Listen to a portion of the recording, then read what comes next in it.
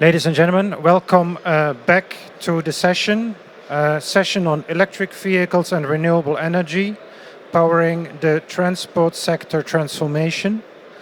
Before the break, we've had three presentations of distribution companies showing how they're all working hard on finding solutions for this upcoming electrification of the transport sector, and we discussed the implications for the distribution systems. As a next speaker, we will have Lorenzo Sessa, who is the head of e-mobility, a new downstream business unit at Irene Mercato, and title of his presentation is Irene Go, the new e-mob offering in the Italian market. Please, the floor is yours. Thank you very much. Ladies and gentlemen, nice to be here. So, my name is Lorenzo Sessa. I'm responsible for the new business we have launched in Iren. Iren is one of the main multi-utility in Italy. The group operates basically in the north of the country, particularly northwest. The revenues in 2017 are 3.8 billion. And the main historical business of the group are basically electricity, gas, hydric, and waste management. Since a couple of years, we have decided strategically to launch a new revenue stream, a new business. And by the way, it's particularly nice today to be here because 1 year ago we were invited to share the experience we started before in the new downstream. We call new downstream all the offer we have launched. We talk about services and product in the area of the home or the house, so basically IoT area dedicated to the final customer, so to the private in the household. The story is continuing, but 1 year ago we had also the opportunity to say we are launching a new line of business which is dedicated to e-mobility, and so today I have the pleasure to update this story. Just a few words about the market. The previous guys who were here on the podium gave you some data about the curve we basically expect is a growth curve. Here there are 2 points I want to highlight. One is, again, the tiny number now have the expectation to grow up in a very strong way. And the other point is there will be a strong growth of the sales of electric vehicles, but it won't be 100% in the sense that we expect also a mix of other technology. Somebody before asked about hydrogen or other technology. Probably there will be a mix of different kind of solution, but electric vehicles for sure, at least the consensus is there, will play an important game in this new market. Looking briefly also at the Italian scenario, we can say that again the number are tiny, but again we observe the growth of the market. We observe that in the first semester of 2018, the number overall of the sales of the electric vehicles in Italy are basically the same of what happened in 2017 all year long. So the growth is there. So the first question we asked to ourselves, and I would like to give you an answer, is why a multi-utility as Iren should enter this market. There are at least 4 main, let's say, strategic reasons, which, from my point of view, it's important to stress and to share today. The first one is there is, of course, a big synergy with the core business, the historical core business, in particular with the operation which are around the power. The second, we see, as I mentioned, the opportunity to enter business is going to grow, and not every day there is a business which grow in economies like European economies, which are pretty mature. So there is the opportunity to go there. And beside that, there is also the opportunity to install, let's say, open new dialogue with our customers. Of course, the existing customer base, which knows since several decades Iren, it's kind of loyal customer base, but it's important also to renew the reason of dialogue and also the argument we can share together. We can also involve in this opportunity all the sales channel, all the stakeholders which work with us. There is also, of course, in particular in this first phase of the market, the opportunity to bring value from the communication and the positioning of the brand. Over there, there is the green, is not a case, because all the argument about this technology are argument which talk very well with the CSR and the positioning of the group. So we launched this Iren Go, which is the brand, the umbrella of all the new offering we dedicate to all the market. Another point important, because as I mentioned, we operate some historical business, which imply also the use of cars and vehicles in the way every day. We have also ourselves the opportunity to test and to operate the electrical engines, and also to make expertise and develop know-how, which is very important also when we go outside to offer this solution to the external counterparties. At the moment, we have a plan to switch most of the fleet. The number you see there, basically we talk about more or less 1,000 of new vehicles which will switch to electric until 2019. And here you can also see the details about where the single cities we operate at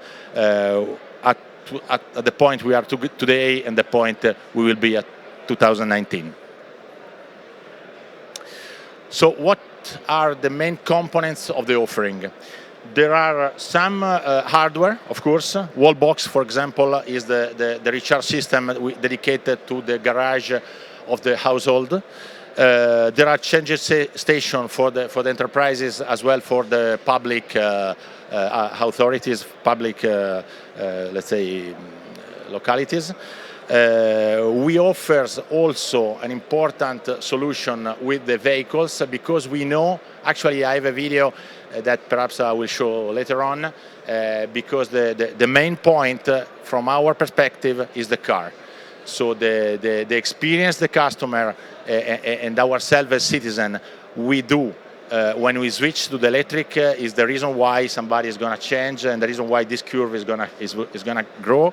So we need also to offer, beside the recharging station and the electrical solution, offer to the customer the vehicles. And this is the reason why we have a partner which offer a long-term rental solution, which, by the way, are pretty coherent with the technology, because if you buy today a car and the battery, probably tomorrow there will be the evolution, which is actually very fast. If we enter in a solution of renting, that's more, let's say, correct in our view, with the evolution, the fast evolution of the technology. We offer 100% green energy, and also other solution of light mobility. This is the other point I will describe in the next slide. For us, the electricity, the mobility business should be a business which, let's say, involve different kind of stakeholder and customer, as well as different kind of mobility system. So in some cities, in some places, the car is the best way for some customer, but there are also some cities and some customers who need bicycle, who need motorcycles or scooter. So we wanna, enlarge, and we are enlarging the offering also for this kind of demand. There are many services beside this kind of solution. The most important for me is the consultancy, because we are expected to integrate a different solution. We are expected also to offer consultancy to the customer, because today a lot of people talk about these solutions and this business, but is not so aware still not so where we are expected also to give some technical advice to the customer who want to enter this business. The way we choose to be so fast in the last year to enter the business is a way which involve different kind of partner. There are over there big guys and also small guys. There are startup and very strong enterprises like Accenture, which is our consultancy, but also ABB, which is a strong player of the market since several decades, and they offer very good solution for for the enterprises in particular, and also for the cities.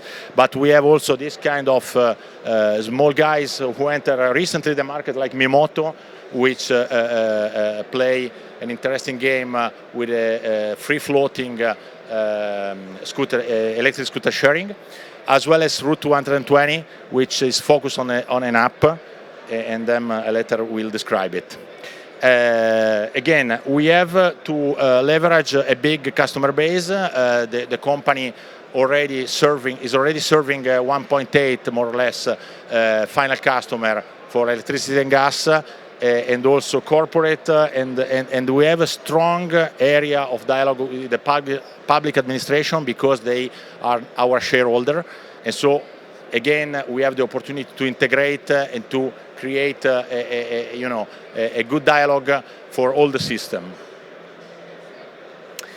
With the public administration, of course, the stakeholder is important because some cities, some local administration belong also to the shareholding of the company, and so we can discuss with them, we can help also them and be their consultant in the way they decide to install charging station, to adopt themselves the electric for their internal fleet, and also perhaps to decide for some kind of incentive, which should be a way to to help the market to start. This is again all the offering. Here one point for me again is the consultancy we do, and also the energy, which is of course again green, 100% produced by the hydro power plant. The capability of the app and the interoperability today are the main point for us, and are basically the front end for the final customer. The final customer sees a recharge system, sees an app on the smartphone. So the app is expected to be very easy to use, very fast also. The interoperability is the way we as player guarantee to the consumer to be rechargeable on our infrastructure as well of the others. For an example, Mr. Piglia before to me explained very well the fact that all the grid is expected to be interoperable. What we have done until today, many things in the first year. On the B2C, we have installed already and sold wall box and solution and services and software to the customer. We have launched also in Torino this service, this scooter sharing, which is going on very well. Here probably we cannot see the evolution of the battery in the way we have described it at the beginning, but is a very fresh and young services, which is getting the interest of the citizens, and this is the case which enable us as Iren to talk a new dialogue to open a new commercial trend also with new generation which are not historically our customer. In the B2B, we have installed a charging point again in Torino. We have the first corporate client which are switching their fleet to electric, and we have also entered some interesting project in the industrial association, which see the opportunity also to be the first mover because their associated are enterprises, and of course they can also test and look and then do themselves in their companies. In the B2G, I have seen before there are now new protocols all over the country. I will say all the main cities are going to electric. They have understood also because there are important reasons to do. That's the way, and so we are expected and we are participating, in particular on our territory, to this deal, and we want to play a game as in Genova Turin we are doing. So thank you very much.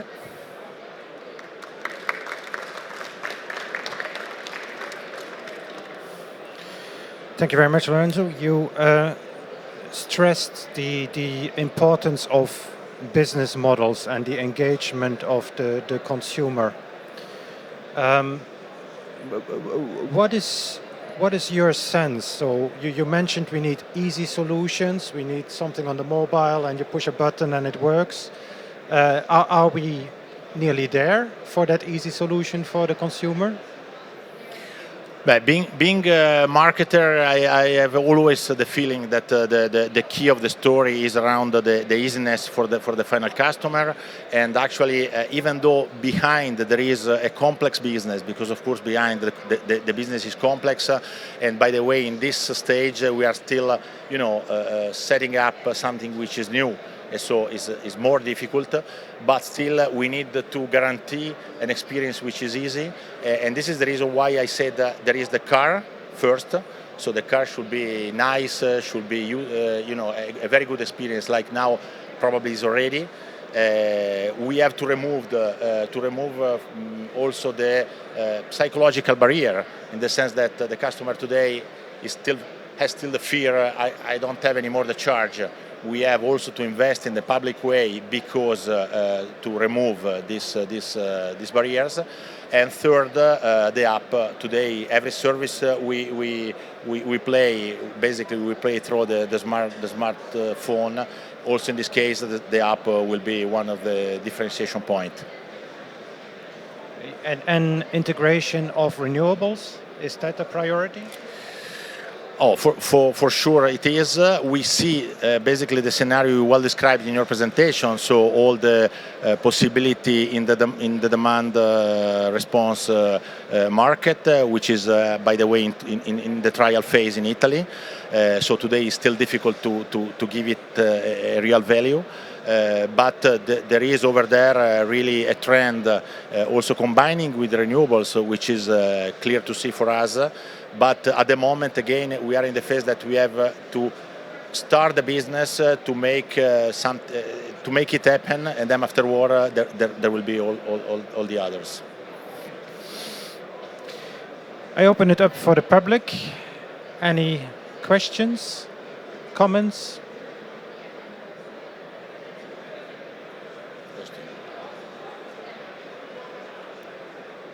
Hi, thanks. Alex Lewis-Jones, Delta Energy and Environment. Really interesting talk. Just wanted to ask quickly about the fleet side of things. We talk a lot about the customer as kind of ourselves, our individuals, private individuals, but you mentioned fleets there. What are their kind of key concerns when they are looking to transition to an electric fleet? What kind of support do they need in that whole process? Yeah, that's a very good question. One of the points here we are actually living ourselves and experiencing is about the TCO, so the total cost of ownership. Actually, today we are experiencing that the TCO of the electric vehicles is more or less at the same level of an old vehicle, in the sense that the investment is higher, but the operation costs are lower. Because of course the energy you consume costs less than the fuel. You can enter also the taxes in Italy are lower, and so on. So basically, for an enterprises, it's pretty rational to do this investment. By the way, as you know, when you put money on the capex and you reduce the opex, that's a good movement for the P&L of an enterprise. So there are many reasons to do this.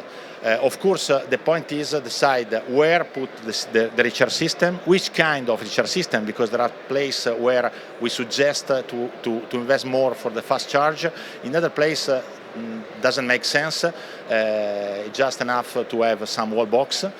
and also analyze in the deep the distance and the area the single cars cover in order to make a switch which is coherent with the activity and the need of the company. So that's the story we are basically facing with the company and enterprises which are interested to do this investment. Thank you. Adrian Alexandru Gentra, quick question. Direction of travel, is it to bundle these new solutions with your existing energy products or keep them separated? And related to this, how do you combine the two business models? One of selling kilowatt hour with this one, which is more like a retail business model when you actually sell physical items. Okay, good. As I said at the beginning, these solutions are now beside the other new solution we put on the shelf in the last 2 years. Our philosophy for this is to sell also standalone this new stuff, new services and product to the existing customer, of course, as first, but also to prospect customers. In the second run, we expect to create more synergies with energy and commodities. This choice today is also in the sense that we are more agile to go for this direction because we don't need strong integration with existing systems, billing and stuff that we have already in place for the commodity. In the medium term, of course, we expect to have more synergies and also more integration in order to leverage also better the cost and the similar cost we have there.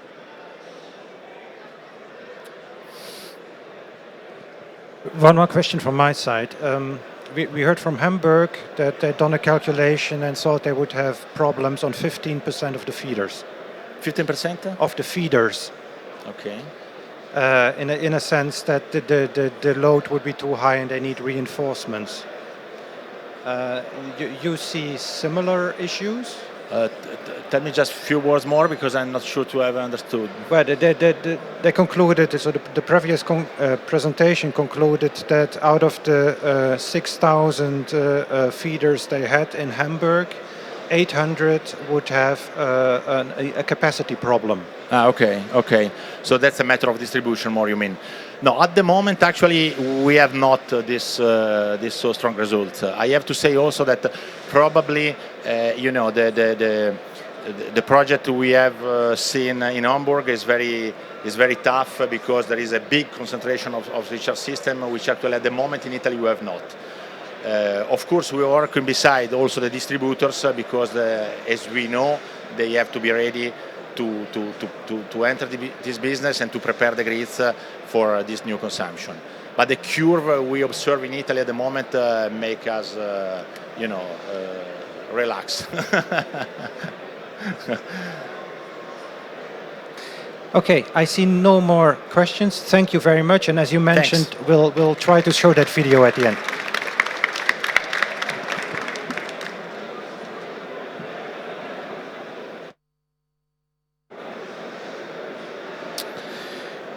Our next speaker is Jason Dong, who is a policy officer with AVERE, the European Association for Electromobility. And the title of his presentation is How to Overcome Barriers to EV Grid Integration with Lessons from Across Europe. Jason, the floor is yours.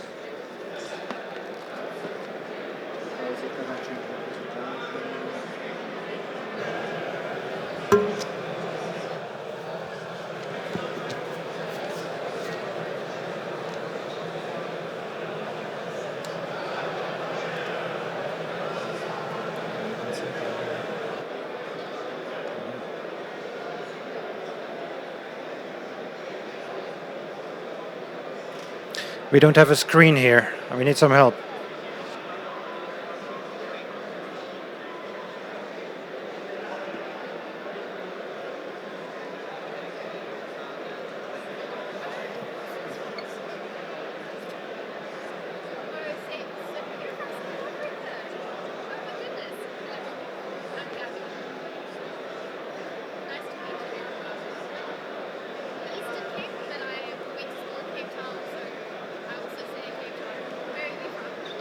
Thank you.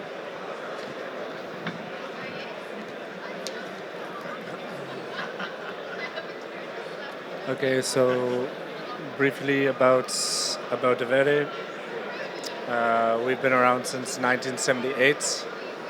We promote electromobility and sustainable transport across Europe. We not only represent corporate members, but we also represent academia and EV users. We're actually made up of national associations across Europe, 15 national associations to be specific. Some of our biggest members are Avere France and Adive in Spain have over 100 plus corporate members ranging from companies all across the value chain. We also have the Norwegian EV User Association in our membership. They have over 65,000 EV users, so really anyone who owns a Tesla or a Nissan Leaf becomes a member of this association. And they really do a lot of interesting work about what drives users to go electric, what keeps them driving electric cars, and really what incentives are the best. So we get a lot of really cool and interesting information from them. Another main thing that we do is the European Vehicle Symposium, or the International Electric Vehicle Symposium. The next one taking place in Lyon, France next year. It's organized by the World Electric Vehicle Association, which is us, our Asian and American counterparts. And this conference really looks at all aspects of electric cars. It's a very scientific conference, so everything down to brake pads, to vehicle to grid, to smart charging, you name it, we cover it here. So hopefully you will join us there next year as well. Just a bit about our vision. We go for green electrification, so we're really pushing renewable electrification at EU level and within the national member states. Specifically, we go for clean, quiet, and healthy cities, energy-efficient transport, independence of fossil fuels. We also see the future as connected, autonomous, shared, and electric, and we're really pushing the EU and other national European countries in this direction. So where are we today? This is taken from the European Alternative Fuels Observatory. Norway, of course, has the largest market share. Europe right now, we're still only at maybe 1%. In terms of charging infrastructure, this is really just to show that there's been a lot of, at least from the transport side, from car manufacturers, a lot of blaming the chicken or whatever, the egg situation about the fact that there's not enough charging infrastructure. We did some studies with some major industry players in Brussels, the Platform for Electromobility, showing that at least until 2020, there is enough public charging infrastructure where it is needed, and we cannot blame the charging infrastructure anymore for the slow rollout of electric cars, which, at least from our point of view, is we're seeing it very delayed. People are waiting very long time for their cars. The real issue, again, will be post-2020. We've kind of discussed, people have addressed that in the future, 2025, 2030, these timelines will see an issue, potential issue for the transmission and distribution grids. So yeah, this is just to reiterate that point. Really, it is going to be okay. The grids will essentially be able to handle the uptake in electric vehicles until at least 2020. We continue to see EV projections almost every year. This itself is also quite outdated already. Showing that 2040, 2050, we're going to have more electric cars. This is again just to drive the point home that everybody now is looking into the sector. McKinsey, Bloomberg, coming out with studies every year to show how many cars, how much interest in the sector there is, and where the projections are really going.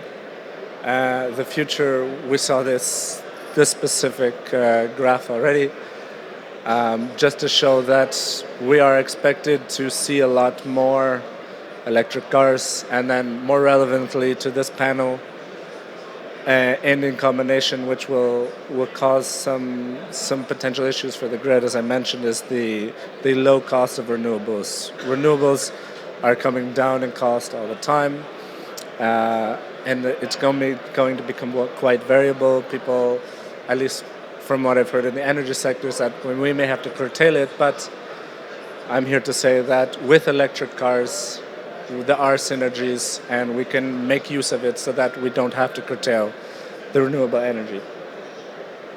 So one way we can do this, obviously, is through smart charging. This passive charging,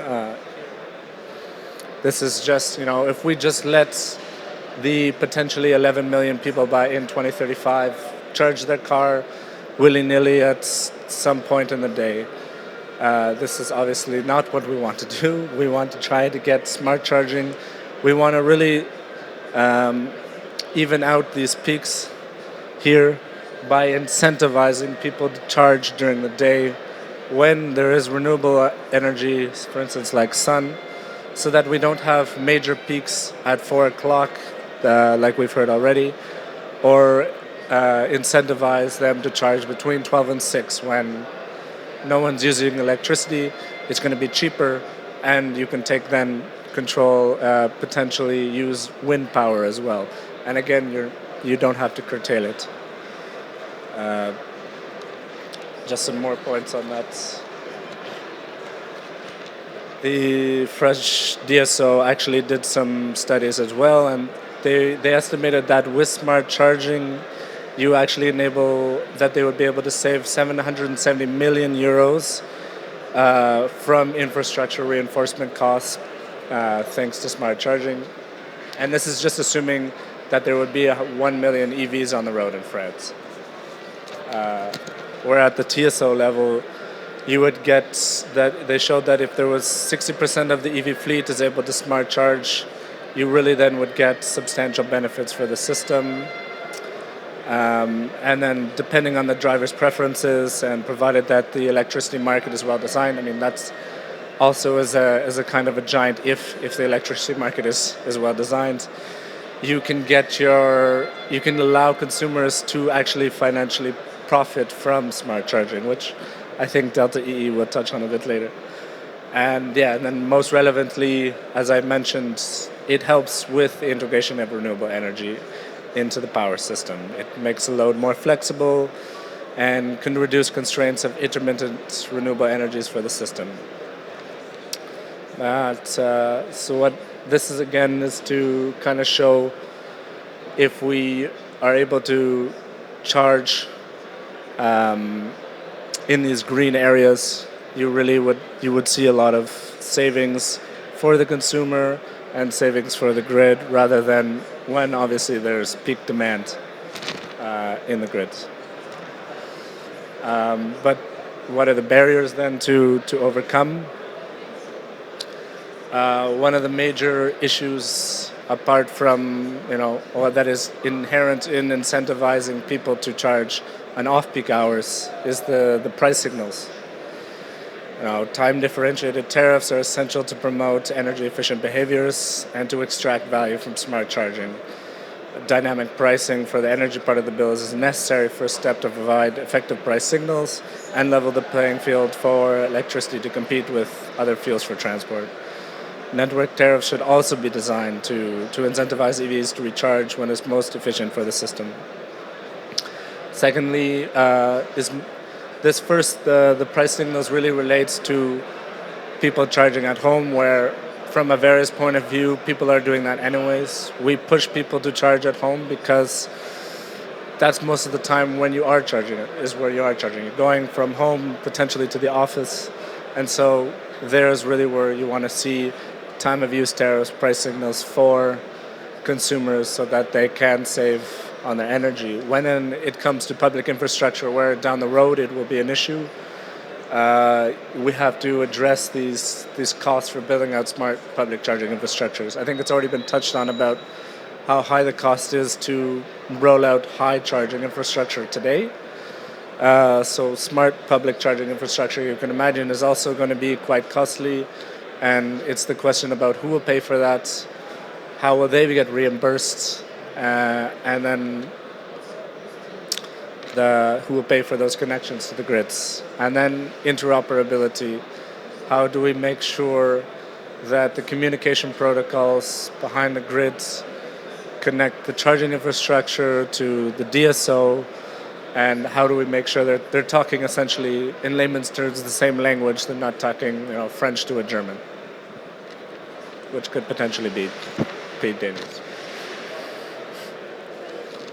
Just some examples now of some smart charging projects in Europe. This one I found is quite interesting. The ABB is doing smart charging with e-buses in Geneva.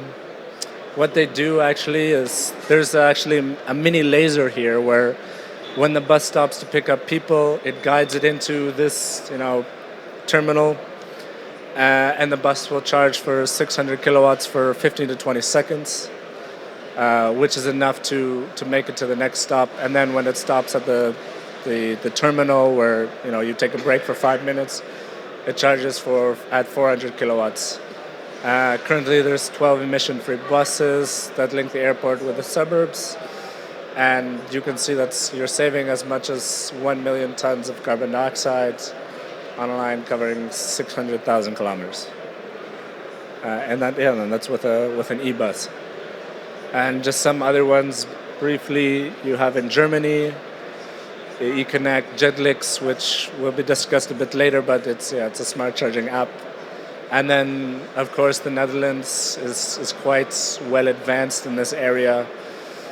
They're doing a lot right now, so I encourage you to go to their website. But I just put down some of what they're doing.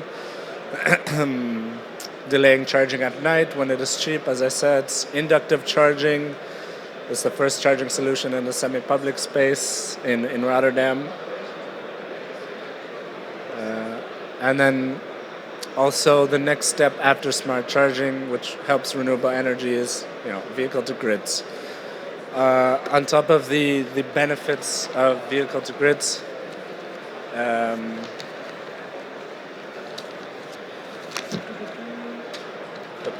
on top of benefits for vehicle to grid for the renewable energy system, you actually have for environmental and climate objectives. So this is really just to show that with vehicle to grid capacities, you reduce your emissions by 28%.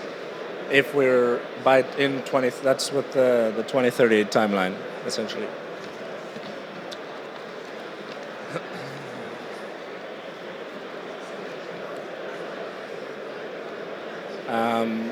But just some of the barriers to overcome with the V2G, we see a lot of, from our perspective at least, there's a lot more activity in smart charging, whereas vehicle to grid is still quite a nascent market. You have some pilot projects, even walking around here. I've actually seen some people talking about vehicle to grid, making money off selling, using bidirectional charging to sell the excess energy to the grids. But yeah, it still needs to be fleshed out more. More pilot projects as well need to be developed in this area. Regulation is key right now. In Brussels, at least, there are huge conversations about the future electricity market design in Europe. And these conversations will be at least done soon, but it really will have a very big impact on this sector. It's been an important conversation for demand response and decentralized energy resources, but it will have a major impact on e-mobility as well. Bid sizes is something that I didn't think about until I heard it before.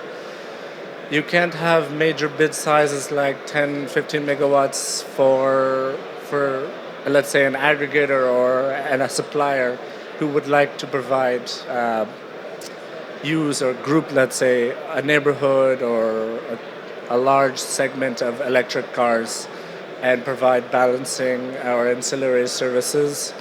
Because if you have, if you put the minimum bid size at 10 to 15 megawatts, then that's a large segment of electric cars that you would need then to provide on a very short notice.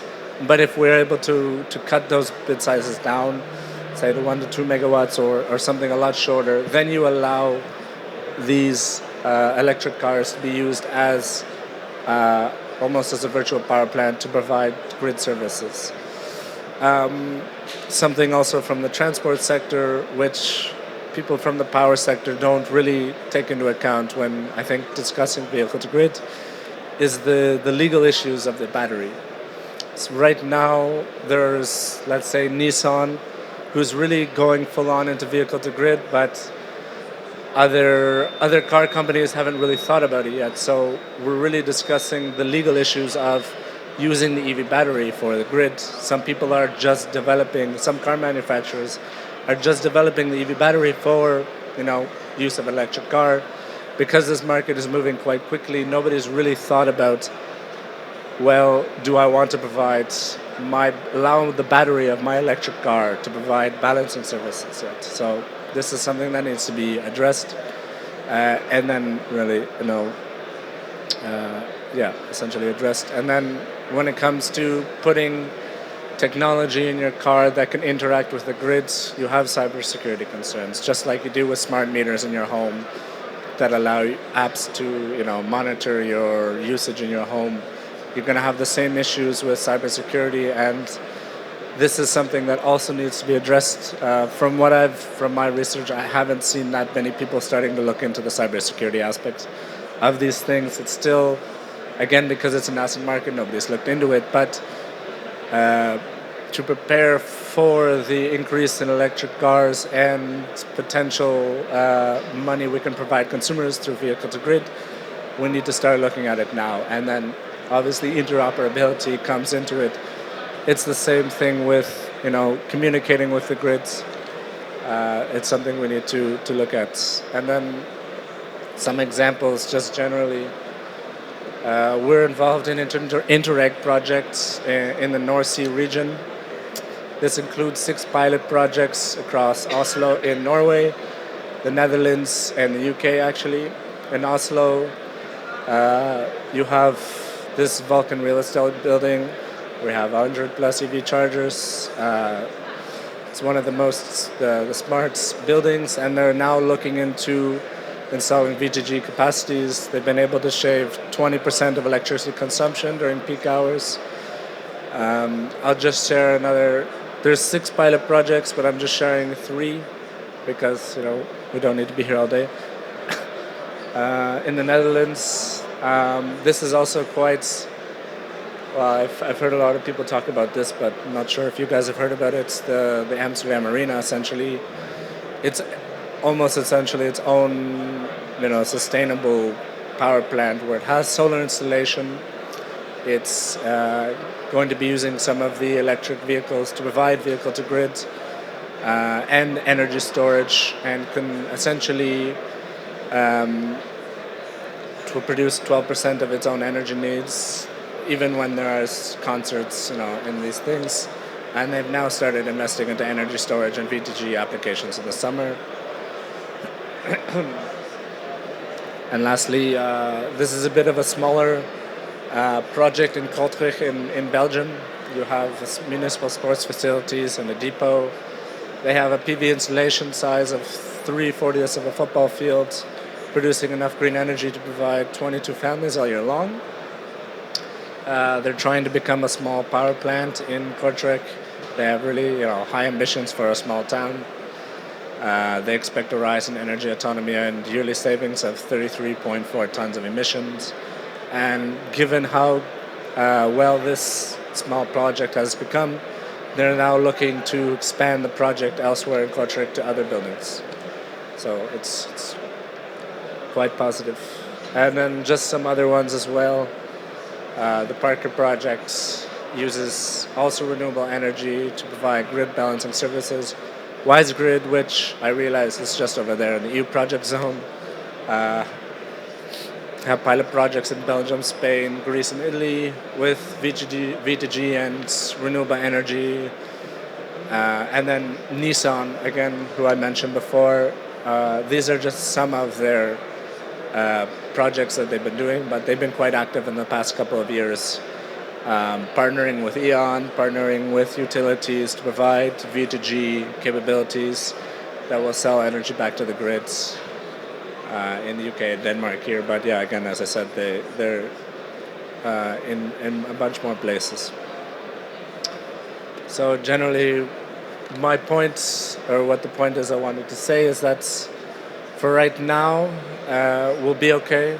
It's going to be essentially, we won't need the grid upgrades that some of, let's say, the TSOs have been arguing for, at least until 2020.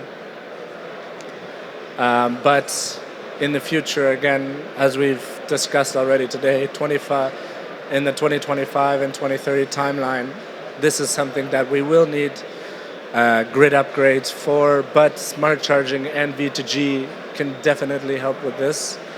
And it's still really just a nascent market for a lot of these applications, but we need to start now to ensure that we are ready when we have the electric cars or the expected electric cars start coming onto the road.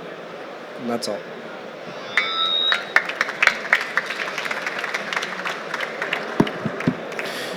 Thank you very much, Jason. So we heard from the DSOs who said that okay, we're first gonna integrate electric cars, and then we're gonna think about how we do the renewable part of it. So is that the right way to do it? No, I think given where we are with renewable energy, the advances we made in renewable energy thus far have come before electric cars. Renewable energy now is becoming cheaper and cheaper by the day, so we really need to unsilo ourselves from the power sector, the transport sector, the renewable sector, and really work together to integrate and realize the synergies that exist between the transport and specifically the renewable energy sector, and we need to do it now. And you are located in Brussels. Is the clean energy package to your liking? Does it contain the elements you need? So right now, I less follow the clean energy package and more the CO2 emissions file in the mobility package, which really is the main file pushing electric cars. But more relevant for this, yes, the clean energy package is slowly going towards what we want. The last time I checked, they're pushing for lower bid sizes. They're, even with the aggregator issue, which we also support, is going in a step in the right direction. So tentatively, I would say yes, we're a bit in favor. I open it up for the public. Any questions or comments?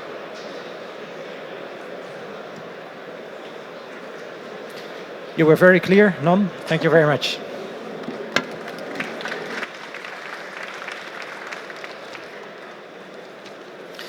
And then we move to the last presentation of the day.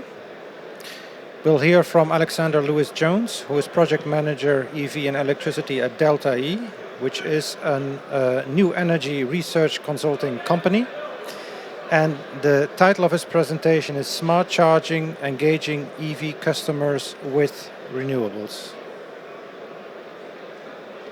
Good. The floor is yours. Great. Great, thank you. Thank you very much. Hi guys, my name's Alex Lewis-Jones. I'm very pleased to be here today, and I'm very pleased to see such a big crowd at the end of a long day, and that you're choosing to listen to me before heading to the parties later on. It's been a really interesting discussion. We've had 5 different, really varied talks about electric vehicles and renewables so far. But we're all talking along the same language, and we're talking about smart charging and how this really is linking the EV customer with renewables. So that's what I'm going to talk about here today. I'm also conscious that we are at the Energy Revolution stand, so I just want to pose some questions to you guys about not just the revolution in our world, in the utility world, but also in the world of the customer, somebody's buying an EV is having to learn an awful lot when they get that product. They're having to buy charge points, they're having to understand kilowatts and kilowatt hours, battery capacities, all these kind of things, and it's all part of that customer journey to in the transition to electrification of transport.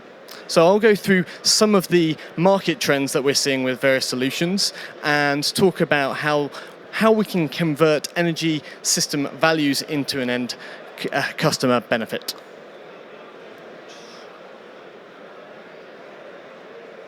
Okay, just briefly, for those of you who don't know Delta Energy and Environment, we are a consultancy focused on this transition to new energy.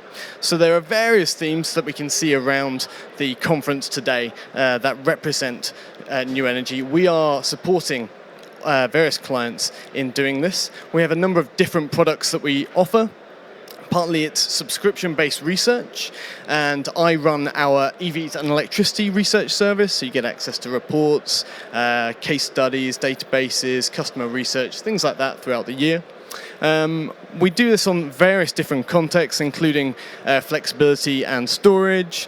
We do an awful lot in the heat sector as well, and we do a broad range around these new business models that are happening. So if you've got interest in this, come and talk to us afterwards.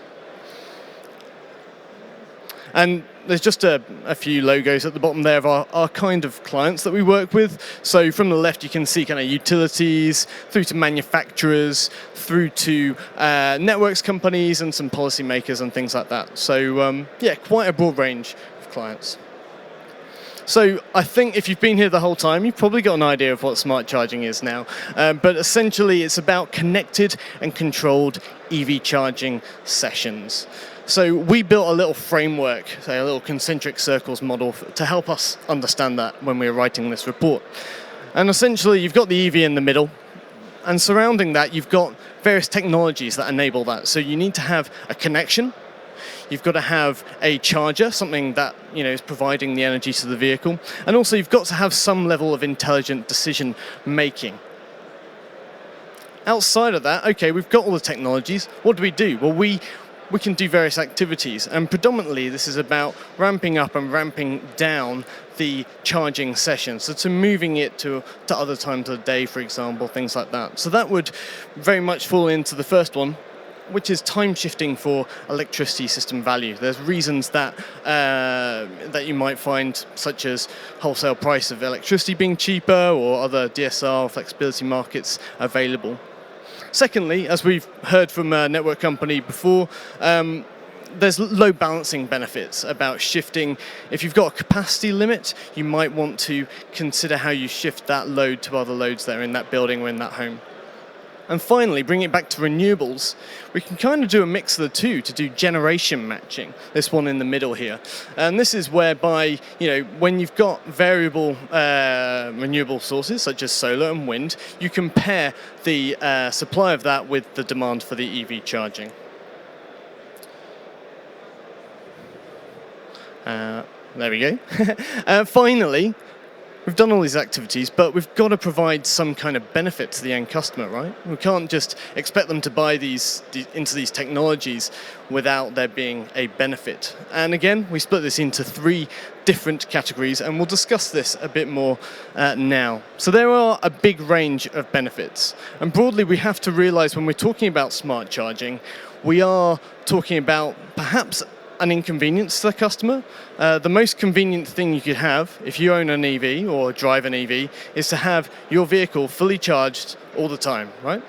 So if you're saying, okay, well, we want to, shift when you charge it, to stop charging it, or maybe, okay, I'm not talking about V2G in this presentation, but if we were to talk about bidirectional, reducing the what's in the battery, then are you limiting that person's ability to be mobile? Well, you've got to see that there are other ways of looking at it. There are convenience benefits. If you take in the level of data that we collect via that connection and that control, well, maybe we can provide that information to the consumer. That's something that we've seen some of the early additions, providing that information through an app has been quite quite well received by certain customers. Also, of course, there is the being green example here. So maybe you are just wanting to drive an EV because you want to be sustainable, and you see that as a crucial part of it. But finally, to really unlock the business model, the customer proposition, you really have to get those monetary benefits. We know that there are values inside the electricity system. So how do we get that value to the customer? It could be by providing a reward, a kind of a positive, or it could be reduction of a negative, so avoiding a capacity charge, for example.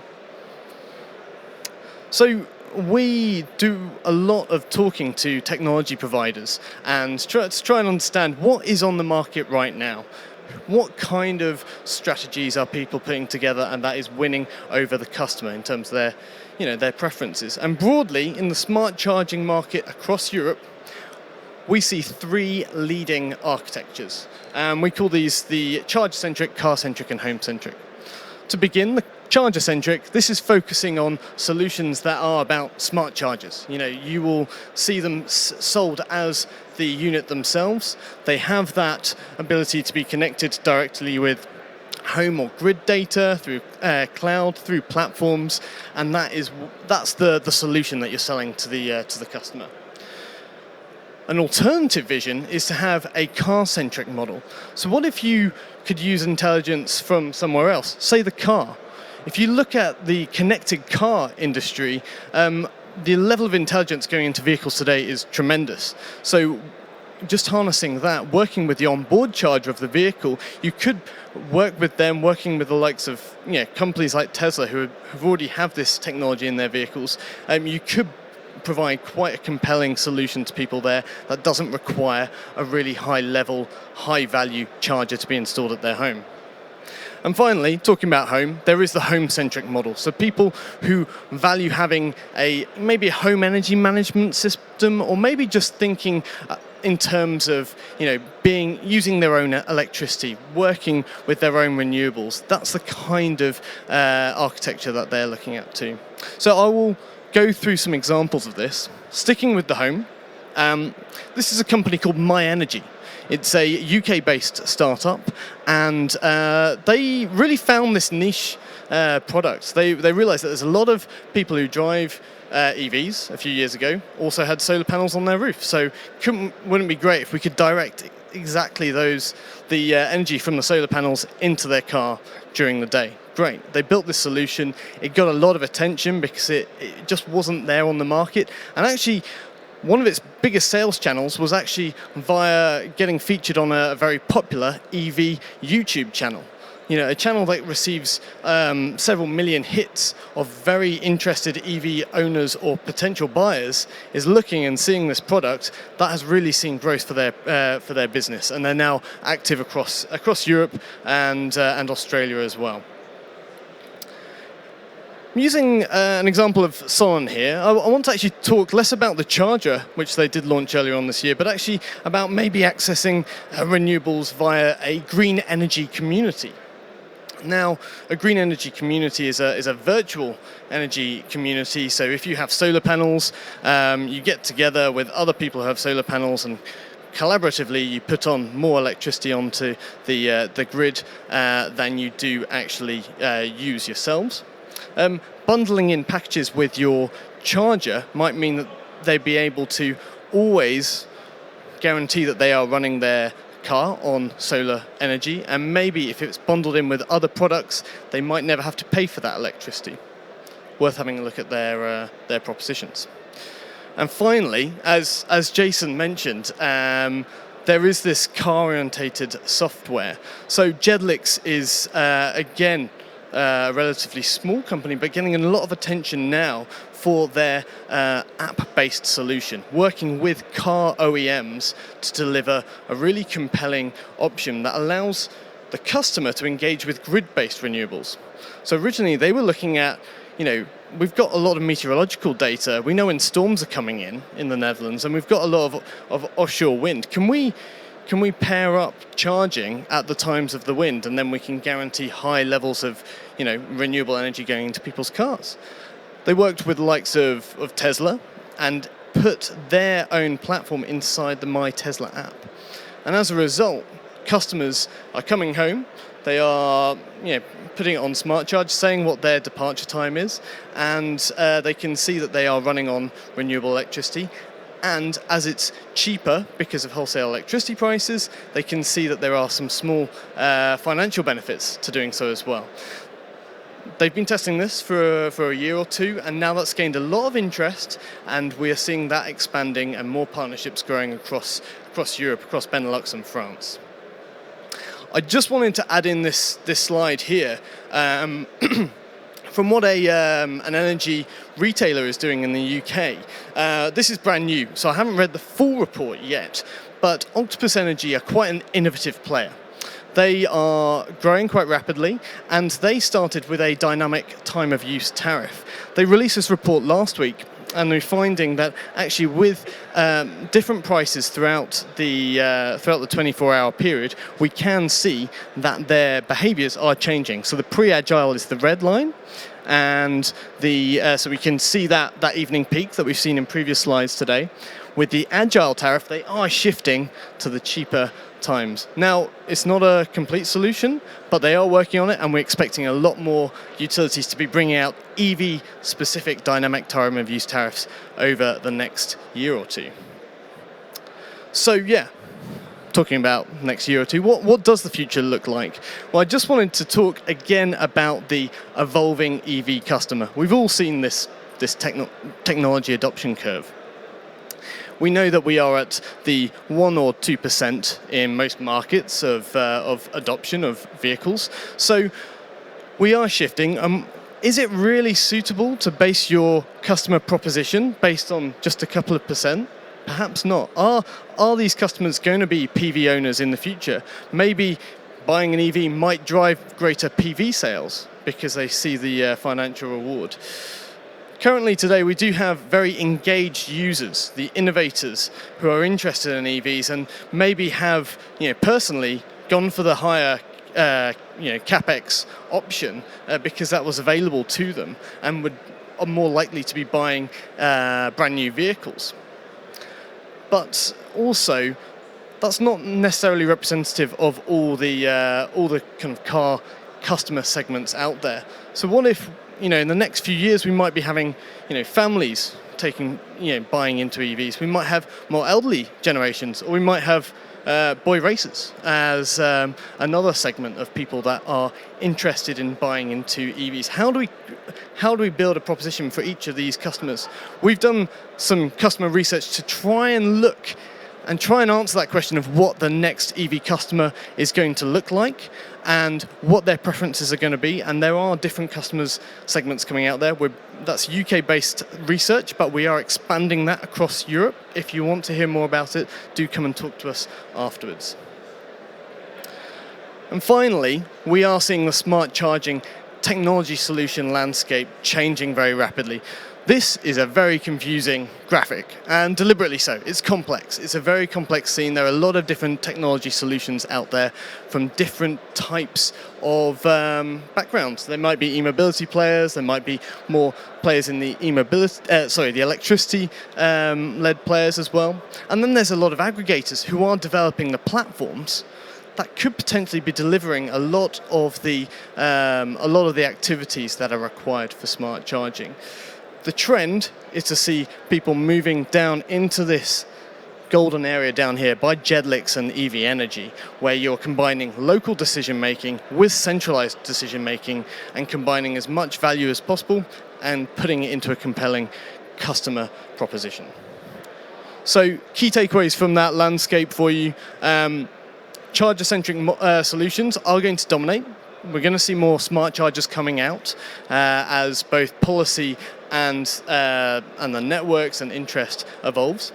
Home-centric solutions is going to grow. There are a lot of PV owners who have EVs as well that are still don't have smart chargers, but it's still going to be quite a niche. It'll be a high-value niche, but it will be a niche in itself. Then there's the car-centric solution, and this is the one to watch out for. There is significant growth because we're still waiting to see what the automotive industry will do. There's a lot of interest and a lot of numbers coming out about how many vehicles are going to be produced post 2020. So I think watch that space, and the winners will be the people who can provide the platform that can aggregate across all these solutions. You know, you don't have to be location focused. You just provide a solution for all of them. You have, like the Intel enabled on, on people's laptops. That's where we see the winning platform. So that's me. I hope that's been useful. And any questions?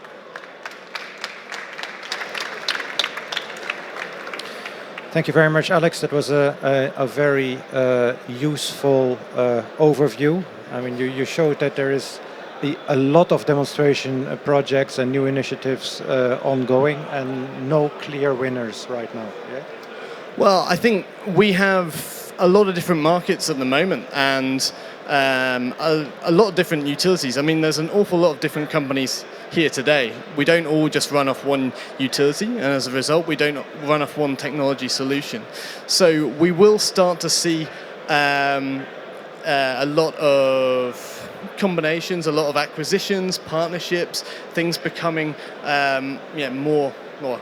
less heterogeneous.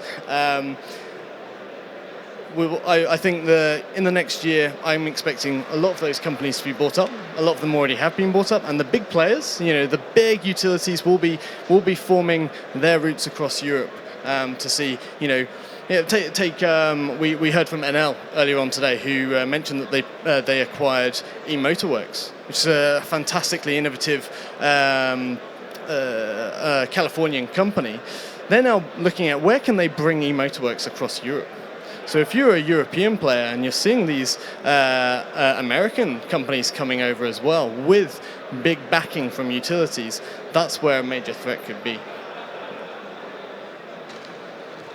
Very good. Any questions, comments from the audience?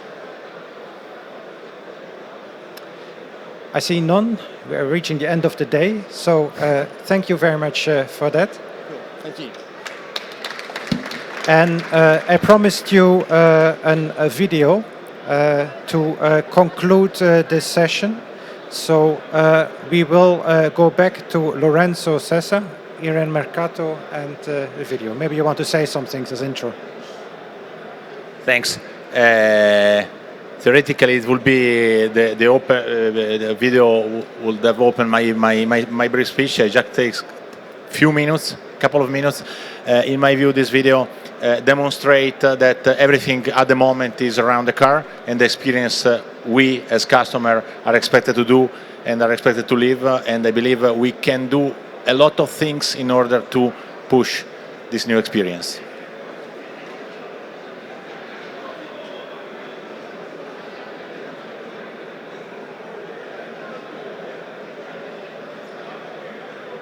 Non si sente?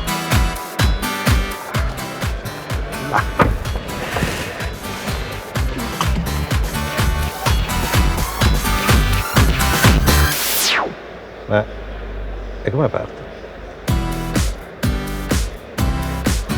Se è elettrica ci sarà un tastone da qualche parte. È accesa. È accesa, è accesa. Wow, che silenzio! Questa macchina è un antistress. Shhh. Arriva la Ninja Car. Oh, qui la cosa più rumorosa è l'orologio. Guidarla è un piacere. È rilassante. Anzi, un doppio piacere, visto che non inquina. Ah, qui c'è qualcuno che ci sta affumicando, eh? Non inquina, non fa rumore. Che vuoi di più? Va, che roba! Tutti questi chilometri con un piano di 5 euro. Non me l'aspettavo. Ma se io chiedo di fare 5 euro al mio benzinaio mi manda il diavolo. Signora, io faccio il pieno con 5 euro. Lei no, eh? Che storia. Ma siamo in zona ZTL? No. A 60 anni entro in zona ZTL.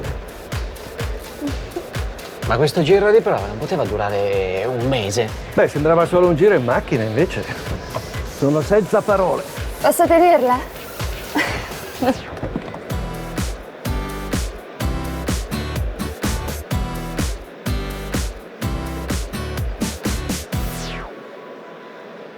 Thanks a lot.